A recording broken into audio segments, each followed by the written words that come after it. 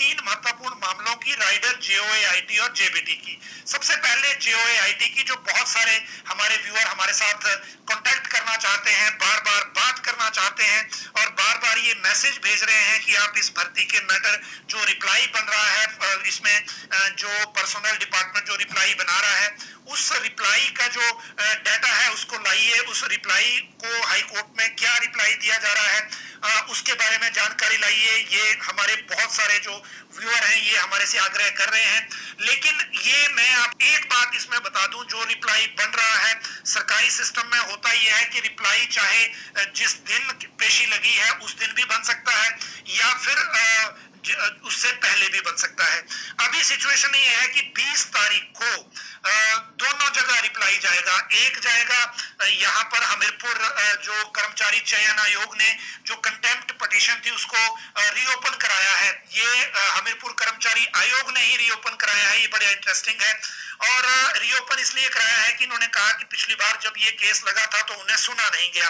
और रीओपन करने के बाद यहाँ पे रिप्लाई फाइल होना है और जो सुप्रीम कोर्ट है वहां रजिस्ट्रार के सामने रिप्लाई फाइल होना है। इन दोनों में जो रिप्लाई फाइल करने के लिए हमीरपुर कर्मचारी चयन आयोग के जो मेंबर सेक्रेटरी हैं उनको एसीएस पर्सनल प्रबोध सक्सेना ने शिमला बुलाया था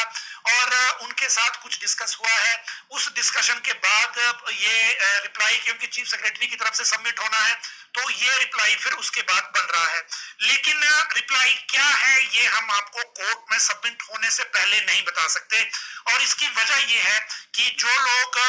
इसको भी गैस वर्क में ले रहे हैं उनको तो खैर मैं कुछ नहीं कह सकता, लेकिन जो कोर्ट प्रोसीडिंग है उनको ऑनर करना चाहिए। ये हम लोग by way of act of भी ऑब्लिगेशन में है जिसका पालन हमें करना चाहिए, क्योंकि जो केस कोर्ट में है वहां सबमिट होने के बाद जो वहां डॉक्यूमेंट सबमिट हो गया उसके बाद एडवोकेट जनरल या जो इनके जो दोनों याचिकाकर्ताओं के वकील हैं उनके माध्यम से जो जानकारी आएगी वो हम आपके साथ साझा जरूर करेंगे। लेकिन सबमिट होने से पहले हम इसकी जानकारी आपको नहीं दे सकते क्योंकि वो हमारी जुरिस्डिक्शन में नहीं है। ये कोर्ट प्रोसीडिंग में इंटरवीन करने का, कोर्ट की जजमेंट को प्रभावित करने का मामला हो जाता है और हम उस विवाद में अभी नहीं पड़ना चाहते। मसला सिर्फ इतना है कि ये मामला सुलझना चाहिए और हम उम्मीद करते हैं कि इस बार सरकार सभी पक्षों को ध्यान में रखते हुए रिप्लाई फाइल करेगी। जहां तक जेबीटी की बात है तो वो लीगल स्क्रूटनी में है ही और उस भर्ती में भी जिस तरह से एडवोकेट जनरल ने एक विंडो ऑफ अपॉर्चुनिटी कोर्ट से लेने की कोशिश की थी कि इस भर्ती को शामिल थ्रू कर दिया जाए, उसके बाद राजस्थान हाई कोर्ट ने रीट वाली जो भर्ती है उसमें बीएड वालों को कंडीशनल भी एंटर करने से इनकार कर दिया है, क्योंकि उन्होंने ये बोला था कि हमें फिलहाल आवेदन करने की परमिशन दे दी जाए इस भर्ती में जो जयपुर में हो रही थी, राजस्थान में हो रही थी, वो भी सुप्रीम कोर्ट ने उनको नहीं दिया। और उसके बावजूद हिमाचल में देखिए जेबीटी की भर्ती को किस तरह से लटकाया गया हुआ है। अब क्योंकि ये लीगल स्क्रूटनी से जब वापस आएगा तो हम एक बार आपको इसको देखेंगे। हालांकि पिछली कैबिनेट में ये इनफॉर्मली डिस्कस हुआ है, इस बार ऐसा लग रहा है कि ये एजेंडा बना के भी कैबिनेट में जा सकता है और वो भी कैबिनेट जो हाई कोर्ट का डिसीजन आया है उसको लेकर, क्योंकि कैबिनेट जो है वो अब 23 तारीख को सोमवार को प्लान हो गई है, जो पहले 26 तारीख को प्रस्तावित की गई थी। तो जब 3 दिन एडवांस हुई है तो बहुत सारी चीजें इसमें बदलेंगी और इसी के साथ जुड़ा हुआ है राइडर वाला मामला भी। राइडर वाला इसलिए क्योंकि राइडर वाला मामला पहले कैबिनेट से पहले मुख्यमंत्री कार्यालय चला गया था, वहां से फाइल वापस आ गई थी, वापस आने के बाद दोबारा से करते हैं जीओए केस को लेकर। तो जीओए केस में सरकार को रिप्लाई देना है। 12 जुलाई को सुप्रीम कोर्ट में इस मामले को लेकर सुनवाई होनी है। पिछले कल हमने आपको कहा था कि आज जो है वो सीएस ने बैठक एसीएस फाइनेंस के अध्यक्षता में रखी थी और इस पूरी बैठक में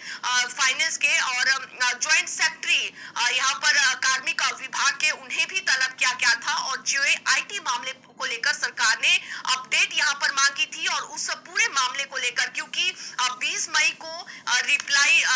मई को जो है वो रजिस्ट्रार के पास अपीयर होना है सरकार की ओर से जो भी वकील होंगे सुप्रीम कोर्ट में, और 12 जुलाई को जो है वो इस पूरे मामले को लेकर सुनवाई होगी। हम ये कह सकते हैं कि हियरिंग इस मामले को लेकर है। तो ऐसे में 12 जुलाई तक राज्य सरकार को इस पूरे मसले को लेकर रिप्लाई बनाना है। आज सीएस ने इस मामले को लेकर जब कार्मिक विभाग के सचिव से पूछा और ज्वाइंट सेक्रेटरी से उनसे मामले को लेकर जानना चाहा कि आखिर अभी तक जो है वो क्या रिप्लाई बनाया जा रहा है। तो कुछ एक पहलू इसमें उन्होंने कहे हैं, जिसमें कि आज सरकार ने ये निष्कर्ष निकाला है कि कमीशन जो है, कमीशन से इस मामले को लेकर पूछा गया है कि 817 की 530 अगर पोस्टों को हम होल्ड कर देते हैं और फिर अगर हम रिजल्ट निकालते हैं तो इस पर जो है वो ग्राउंड लेवल पर आगे क्या होगा, क्या फर्क इससे पड़ेगा। और साथ ही अगर 556 की जो पोस्टें हैं अगर हम उन्हें हाईकोर्ट के आदेशों के अनुसार रिकास्ट करते हैं तो ऐसे में कितने ऐसे बच्चे होंगे जो बेरोजगार होंगे, क्योंकि यहाँ पर मेरिट का भी मसला है। अगर 556 पोस्ट कोड को रिकास्ट किया जाता है तो बहुत सारे ऐसे बच्चे हैं जो मेरिट में नहीं आएंगे। तो ऐसे में सरकार ने इस मामले को लेकर ये जानना चाहा है कमीशन से कि वो ये बताए कि अगर यहाँ पर ऐसे 556 पोस्ट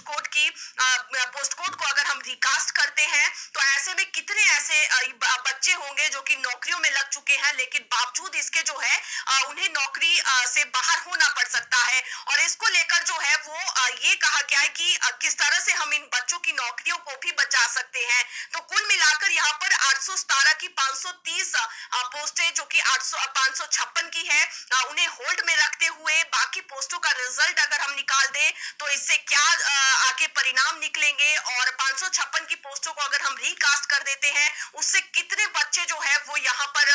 उससे प्रभावित होंगे, उनकी नौकरियां जाएगी। ये सारा डाटा जो है वो कमीशन से मांगा गया है और उसके बाद जो है वो 12 जुलाई को हियरिंग सुप्रीम कोर्ट में होगी और जिसके मुताबिक अगर कमीशन यानी कि हमीरपुर चयन आयोग जो भी सरकार को इस मामले को लेकर सुझाव देगा, राय देगा और जो भी रिप्लाई रहेगा उस पर डिपेंड ये रहेगा कि आखिर किस तरह से 12 जुलाई को सुप्रीम कोर्ट में ये केस लगेगा। तो काफी महत्वपूर्ण ये 817 का और 556 का मसला है। लाखों बेरोजगार युवा जो है वो इस सुप्रीम कोर्ट के फैसले पर उनकी नजरें टिकी हुई है कि आखिर उनके फेवर में किस तरह से ये फैसला आता है, क्योंकि लगातार जो है वो बेरोजगार युवाओं को लेकर लगातार हम ये मुद्दा उठाते आए हैं कि इस समय मानसिक तनाव से सभी युवा वर्ग इस समय जूझ रहे हैं भर्तियों के प्रोसेस को, क्योंकि सरकार जो है वो लगातार नहीं कर पा रही है, पूरा लिटिगेशन में कई मामले फंसे हुए हैं। तो फिलहाल ये एक बड़ा मसला जेओए आईटी 817 556 का है और अभी तक जो है वो सरकार के इन आरएनपी रूल्स की वजह से अभी तक जो है वो जेओए के बच्चों का भविष्य अधर में लटका हुआ है। तो फिलहाल अब इस पर कमीशन को